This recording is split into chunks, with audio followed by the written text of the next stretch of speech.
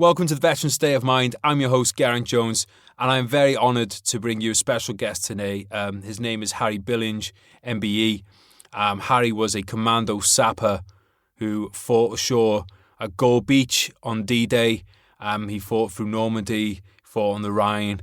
He fought all the way through to the end of the war. Goes without saying that he saw an incredible amount of combat, lost a lot of friends. And now Harry is doing everything in his power to keep the memory of those people alive. He raises money for charity. You will have seen him on TV before. I'm sure you will have heard him on the radio. It's a real privilege to have him on here with us. I'm not going to go into any more preamble today. I want to get straight into it because this guy is a true hero and an absolute character of a bloke, and I am extremely honoured to have been able to have a conversation. So please give a very warm welcome to Mr. Harry Billinge MBE. How you doing? I'm great. I'm really privileged to have this conversation with you today. I want to say thank you to Jake for making it possible. It helps to have neighbours in high places. Well, Jake is a wonderful fella. He's been down and done quite a lot for me because I can't do much now. And he fixed my wall up. It was very good. And he's down and painted my shed under the garden. He's coming to finish it off sometime next week when the weather's a bit drier. I'll keep my fingers crossed for that. I hope you get the good weather for it. I've heard you've had a train named after yourself recently as well. Yeah, that was all right. I got to get up next Wednesday. The 7th of November. I've got to be up to the station at St Austell for the trains, Great Western Railway. I'm giving a wreath over to the guard on that early train at 5 o'clock in the morning. And all the stations up from Penzance, Hale, Redmove, St Austell, Bodmin, etc. And there's somebody on the platform to give the guard the wreath, and they'll put all these wreaths on the Great Western Railway memorial on platform 1 at Paddington. Oh, that's amazing. So you do a lot for Remembrance Sunday and then charity in general, don't you? Well, I can't forget. I've never been able to forget. I've been 76 years D-Day, and it's even worse now since I've been collecting since 2018. I've had it every day, like I'm doing now with you, and I've had it every day. I've never been able to forget D-Day. How is that then, Harry? Because it's something that I think about, and I know other veterans like myself, from Afghanistan and Iraq, we think about it a bit because there's part of you that knows you need to move on from those things, but then you don't want to forget, do you? Mine was a world war. I had men die with me. I had one bloke died with me. And I died that day too. I held a bloke's hand and said a prayer. No. There are no words to describe D-Day. No one can understand anything about D-Day unless he was there. You had to be there. Do you realise there was 22,442 men killed on the Gold Beach where I landed all those years ago? When that happened then, Harry? Yeah. When that happened then, do you believe, at that point, was your life, in a way, your life was always going to be about D-Day once that happened? I had 2 years in Dartford, in Kent, in hospital there. And the consultant tried to help me to forget. And after 2 years, the consultant said, "We can't help you, Harry. You've got too vivid a memory." And that's how it is. I never went to sleep at night for years after 1946 when I got discharged from the army. I used to go for a walk at night time, sleep in the day. Well, what I want to know, Harry, is how did you end up there in the first place? Did you ever? Was this something growing up that you wanted to do, or was it because of the war that you got sucked into it? My dad was a soldier in 1905 when the British soldier wore a red tunic. and he was in the 1949 New Year's Honours. He was in the Royal Engineers, but he started off in the in the Royal North Lancashire Regiment. That was in 1905. And he came out the army in 19th of June 1949. Wow. And he had the Imperial Service Medal presented him by the King, King George VI, for faithful service. Wonderful words, faithful. And my dad was a wonderful man. He taught me all I know, and that's how I'm still here. My dad was a soldier, and he taught me how to keep my head down and keep my mind. No good being afraid. If you're afraid, you might as well throw the towel in. I'm never afraid. I'm not afraid of anything. I never have been. If you can keep your head when all about you are losing theirs and blaming it on you. I had the Prince of Wales came up here a few months ago, and I met him in the rugby club in Slostal. His helicopter landed on the rugby field, and he came in the room in the rugby club, my wife, myself, and him. There weren't any fish heads, just no big councillors and none of that rubbish. 3 of us.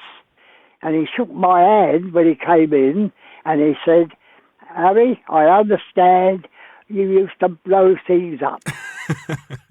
And I did. I said, yeah, I could do that. I was an expert. So he knew more about me than I knew myself. So there, that's what it's about. I didn't want any rank. I never took any rank. I did War Certificate A Part 1 and 2 with my brother at the 12th Corps School, Tunbridge, in 1939, before the war, and I passed. My brother took up a commission in the City of London Royal Fusiliers, and I had a bit of paper to say I passed the exam, but I never pushed it. I didn't want to tell someone to do something that would get them killed. And if you're going to walk out your own salvation, every man to himself, never ordered anybody. But I had real killers from Glasgow, from Dublin, real killers, and they turned to Christ. When we was in a hole in the ground, they used to say a prayer, our men, I had them all going. And that's why a lot of them fellas came back, because they were preserved by the Almighty. I believe that. When you were growing up, did you think that you'd go to war? Was it something that you thought would happen? Well, my dad was in the First World War and in the Boer War. He was in your place where you were in Afghanistan. I got his medal, 1919. The Afghans have always been a bloody nuisance. My dad told me that the Senegal Gens out there, they were terrible people. Afghanistan. That was started by that clot Brown, bloody political. He stepped in there, and that Blair, he is really a war criminal. He put blokes in Iraq. Well, nobody had been in there with that Bush. What's your thoughts on politicians, Harry? On my collecting tin for the memorial, it says, if you love your freedom, thank a veteran, not a politician. I like to be comfortable, and I deserve to be comfortable.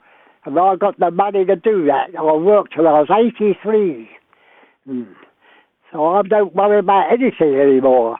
My wife had been married with me 66 years. Well, there's no words to describe that either. She looks after me like a Dutch uncle, and I look after her as best I can. But I can't do much now. Not at 95, going on 96. And I'm still here. What's the keys to a 66? How do you have a 66 year long marriage then, Harry? Being understanding, being kind, being faithful. That's all it is. People overcomplicate it, do you think? It's nothing complicated in marriage. It's a give and take. Mm. These people don't last 5 minutes because they take, but they can't give. Mm. Me, I'm quite satisfied. I've no regrets at all. I've no regrets for marrying my wife, and I've no regrets for being with them brave men. So, some of them mates I had was 16 years of age. Really? Yes. Yeah. If you don't believe me, ever been out to Normandy? Normandy and France and Belgium and Holland and even in Germany. One big cemetery. Mm. I'll be honest, I hate the Germans beyond measure. I do. They weren't soldiers, they were butchers. They went in a place called Oradour-sur-Glane, that's in Normandy. They shot all the men and put all the women and kids in the church and set fire to it. They went over Catford in 1941 and machine gunned the kids in the playground at Catford, South East London. Now, what kind of soldiers is that? So you knew you were fighting a war of good versus evil? Oh, hey, I never took a prisoner. I never took a prisoner. Do you think when you when you were doing that, Carrie, do you think that was how most guys felt about it? That was justice. I thought I was being judged because they started it and we finished it. But we never won the peace. They did. Now we got Germans and French telling me what to do. You got to be bloody crazy, ain't you? It must be like infuriating to see the things that you fought for and the things that people died for. It must be infuriating to see those getting taken away without a fight. These blokes died. What for? We fought for a load of rubbish, really. They used 88mm guns. You had them blowing it from the land, the Germans, and you had the ships firing from the ships. The noise was worse than the First World War. The noise was beyond measure. And blokes never got out the sea. The sea was red with human blood. How did you and the guys, when you knew you were going to be involved in that, you knew you were going to be these people that were coming against such hard defence? Nobody told me anything, only my dad, and that was, keep your bloody head down, and that's what I did. You got to keep your head. No good getting afraid. There was terrible goings on, but you've got to keep your head. That's what I did. Can you talk us through what happened on D-Day with you? Liberate France, Belgium, Holland, and even freed the Germans, didn't we, in the end? But as for you guys in your, because you were a commando sapper, right? Yes. So did you guys have did you have a particular? Well, yes. Mission? Many an officer said to me, "What's your job?" I said, "To kill the enemy." That's what we did. He was the enemy. Did you hate the enemy before you got to France? I didn't like them because I'm talking about 1940 when they come over every night bombing London, and then they come and machine gun those kids in Sandy Road School. They ain't bloody war. That's murder. 6 million Jews they killed. So you wanted to get over there? I did, yeah. I did. My old man was a soldier, 1905. He knows, he ain't bloody silly. No. That's what I believe, and that's me. My own old known punches, I tell them truth. And if you tell the truth, nobody will like you. They know truth incarnate to a cross. So why should I worry? I don't worry about anything. I like you, Harry. I like you telling the truth. Well, I tell the truth. But you mustn't tell the truth. You get put in prison. They won't stand that. That's called racism or something other stupid. But you mustn't tell the truth. For God's sake, you start talking the truth, you'll be in trouble. Do you ever feel that being at war is more simple than being in the peace that comes after it? There ain't no peace. What are you talking about? There's been no peace since the war finished. They're still killing one another. You had Iraq, your mob, Afghanistan. I tell you, they're all bloody mad. So you don't think that people can live at peace?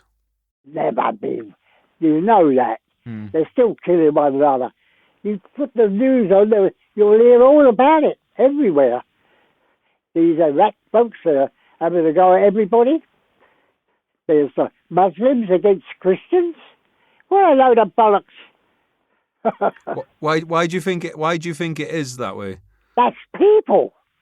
That's the evil in men. There's also a divine spark in a man that needs fanning to a flame. They're all bloody crazy. The only sane blokes are blokes like me, old age pensioners. They've been through the war if they wanted the army. And they know what it's all about. You took your life in your own hand. Every night they bombed you. But we're still here. And thank God for that. But I'm able to do what I do with a memorial is all I do.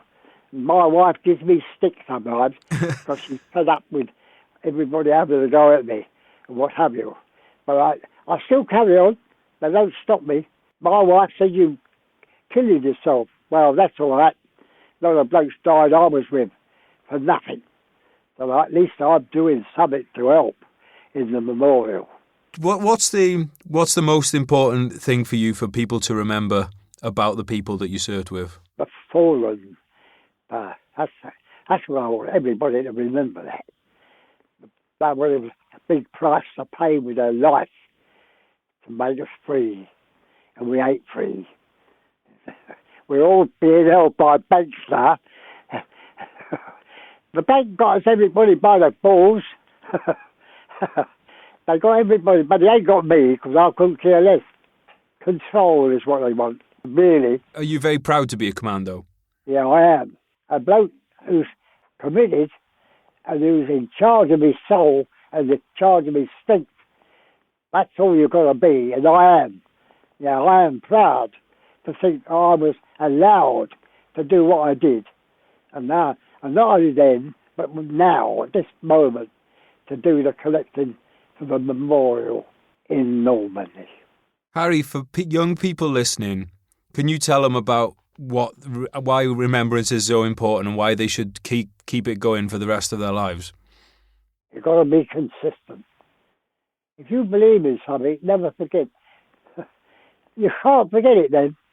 If you're really committed, you won't forget. And I can't forget anyway. Do you worry that it's something that will be forgotten when in 20, 30 years' time? Or do you think people will keep it going? Wow. Have you ever seen this? I've seen part of the memorial they're building. It stretches right across the top of the cliff. It's got to be maintained, and everybody will go and see that. And it stick in their mind because the people are not silly. Because in every man there's a divine spark. There's a good thing in every man, not all evil, but they are evil at the same time sometimes. But all the principled people that go and see this memorial, with I say 22,442 men's names on there. You've been part of raising the funds for the memorials, haven't you? I have. I must have collected over £50,000. So you mentioned that obviously you're living with your wife, and she says that she'd like you to take a break from this kind of thing. Yeah. Has it been really important to you with having the experiences you had in the war? Has she been vital for you to have that kind of a good life after that? Well, of course. Listen, I owe a lot to the BBC, the ITV, the Great Western Railway. All these people have publicised my cause, and they've money sent in now straight to the place in Warwick Square, London, the Normandy Memorial Trust. Now, I owe them a debt. I told the BBC and everybody else that train they named after me. It was a bloody good advert, And they didn't do me any harm because everybody thought it was a good thing. We have serving soldiers listening to the podcast. Do you have any, what advice would you give to somebody now who's currently serving in the army? Maybe we got a few commandos out there listening. You tell them their mate is the bloke right next to them. And help one another, give one another strength. To the bloke who's losing a bit of heart, give him strength. Know what your mate needs. He needs friendship and determination. And if you help the bloke through to save his life, you do so. That's the only thing I can say. Support one another beyond measure.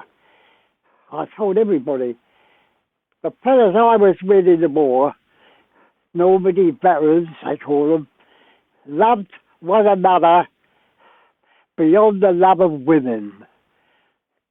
Now, if you was in a bloody hole with a bloke, he's part of you. He's part of you. You'll never forget the bloody blokes in the hole, in the ground. You dig in. That's what you have to do. And then you're in with the good blokes. And the fellas in there are shining. They are the guts or getting a bit windy. But you've got to give a bit of strength to the bloke. Put him on the right road. We're all only human. But we need a bit of divine power to get everybody through in a dirty situation. That's my advice. And where are you living? I'm up in Wrexham in North Wales. Oh, I was with them. Hey, I'm an honorary member of the South Wales Borderers. They landed at Annos, Joel Beach. The only Welsh regiment that landed on D-Day. Oh, well, they're one of the forerunners to my regiment. They've been amalgamated now, but it was they were one of them. They always bugger about with people's tradition. Yeah. You can't destroy that. The blokes I was with were South Wales Borderers. Same guys as Rorke's Drift. They lovely blokes. They looked after one another. My mate called Mr. Evans, Billy Evans, a special memorial to Bill in Annals. His mate was called Jones. Now, you know, in the Welsh regiment, you've got to know the bloke to differentiate between Joneses, Evans, and all the rest of it. Because everybody's called Jones. I'm a Jones. Oh, yeah? I was Jones 3-5. Yeah, this day, funny enough, this bloke is called, in the South Wales Borders, called Jones 36. He had half his place blown away on D-Day. Oh. And the Evans went over and tried to stop the bleeding. But of course he died, and that was Bill Evans. There's a memorial to him at Annals. I've got it on DVD too. That he was saying when he went to the grave, what a waste, he said. What a waste. That was his mate, Jones 36. It is such a waste, isn't it? Like all these amazing men who had their lives cut short. That's right. That's why I mean. That's why I don't forget. And I don't want anybody else to forget either. That's why I'm doing the memorial. That's why I do it. You have these memories, because the thing is, Harry, people, you can see I live in a village where, there's names on a memorial and you see those names, but it's so important to hit, like you were just saying about Jones and Evans there, that it's, every one of them is a story. Every one of them had hopes and dreams, and every one of them had a family. It's not just a name on a memorial. These are real people who had real lives that were cut short. Well, we can't do much about that in the war. A lot of people get killed. And, some don't, some slip back. But I can't forget about it. I have never tried. It's there. Did you keep in touch with the guys that came back with you? There ain't none left now. I think it's 7 blokes, Right. all over the country. Well, I'm 95, I don't go poodling about. I was the chairman of the Southwestern 21 group of the Normandy veterans. I'm the president of the Royal Engineers Association. These fellas that I was in, they was killed, but they never died. To live in hearts we leave behind is not to die. They're alive now in my mind. I'll never forget them, and that's the answer. How can you forget somebody who was in a hole in the ground with, getting killed right, left and centre? I did a thing, I made a mistake. I had a bloke died in my arms, in guard, in a field. He was supposed to take guard on D-Day. Impossible. It took 6 weeks to take guard in the field, and the RAF come over and bombed the wrong field. And I was in a hole in the ground with a bloke called Needs. He died in my arms, said a prayer for him, held him, he held my hand, and the BBC traced this fella. He had a 3-week-old baby. Now the man's 77. And they got him to talk to me on the Skype. He had a screen up where he lived, and I had one in my garden. And I spoke to him about his father. And I found out afterwards he never knew his father. He didn't. And it wasn't very good, because he wasn't very pleased that I should be talking about it, but he lapped it up when I told him about his father, that he died. And then I never heard no more about it, but afterwards he told BBC that it upset him because he never knew his father. I never heard no more from Alan, that was what he was called, this 3-week-old baby, then 77, whatever he was. I never heard no more, so I let him sleep. But I don't forget his father, because he, as I say, he was always in the ground with me. So how can you forget about it like that? Did you ever get to know anybody as well as the people that you have served with in the war? I know them all. Yeah. I lay in the bed, back along, I quote all their names. Lazenby, Morris, all these fellows I knew. I told you, to live in hearts we leave behind is not to die. That's it. So what will you be doing on Remembrance Day, Harry? Well, I should be interviewed on Saturday, and on the Sunday, I believe, that will be broadcast, I believe. It'll be live. And when's the train? The train is Wednesday the 7th, which is the 11th, that is the date of the war, isn't it? 7th, I got it. That's the train. I'm taking it up to the station, and they'll take it up to Paddington. That's to do with the railway, Great Western Railway. What kind of work did you enjoy doing after the war? I worked till I was 83. What kind of work? Well, believe it or not, I was the finest hairdresser in Cornwall. Really? Yes. Wow. And when I went to funerals for the Normandy people, being as I was a chairman, I thought, I'm going to do this job, because they used to make a right cock-up undertaker, so it's a job, no committal at all. I did the service. I knew the bloke in the coffin. I took up the funeral directing. That's what I did. And I did it properly. Never had to pay some clergyman to come and tell about the bloke in the coffin. I knew the bloke. I could tell them. And everybody's relations delighted. I told the people they never knew. See, they didn't know what happened. So I used to talk about the bloke in the box, in the coffin. And that was wonderful for them. Yeah, you knew in a way that they didn't. By the way, at Falaise, 21,000 Germans went in Falaise, but the first battle of the war.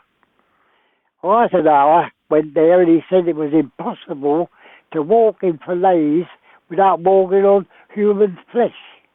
21,000 Germans went in there and 60 came out on their feet.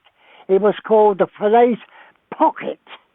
If you try to take up, have a look at it, you'll find out what I'm telling you. No, I remember reading about that. So well, there you are. Yeah, it was. So you were involved in that, were you? I was there, card, and leveled car, there was nothing, a car levelled it, which made it very difficult because the Germans were hiding in bomb parts of the buildings.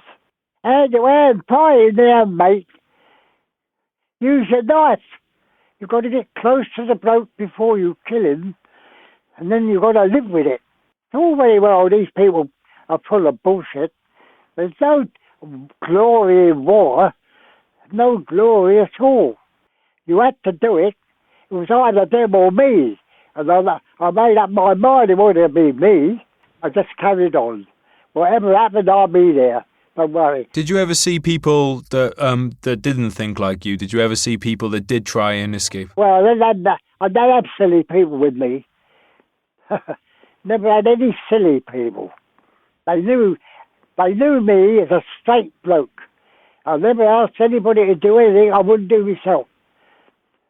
And I respected everybody. A bloke got the wind up, you carved him. If someone gets the wind up them, that means they get a bit scared, does it? That's right. And it's only a natural thing to be afraid.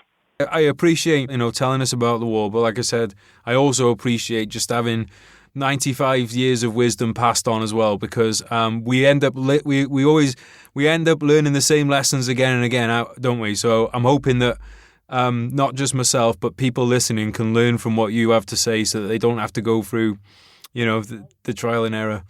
I hope you won't get me into trouble.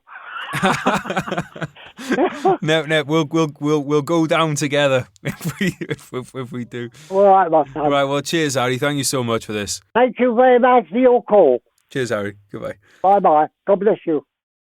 Guys, I hope you enjoyed that as much as I did. It was a real honour and a great experience to have Harry on. He was he was such a character of a bloke, such a character of a bloke. One of those people you think, I wish I actually got a chance to serve alongside this guy. Please, guys, do everything you can to keep the memory of Harry's comrades alive, whether that's making a post about what they went through, making a post, visiting your local memorial. If you've got kids, tell your kids about what these men and women went through. Tell your kids, tell your neighbours, talk about it, keep the memory alive. Because like Harry said, as long as the memory of these people is alive, then so are they. So thank you so much for listening, guys. I'll catch you next time. Love you, bye.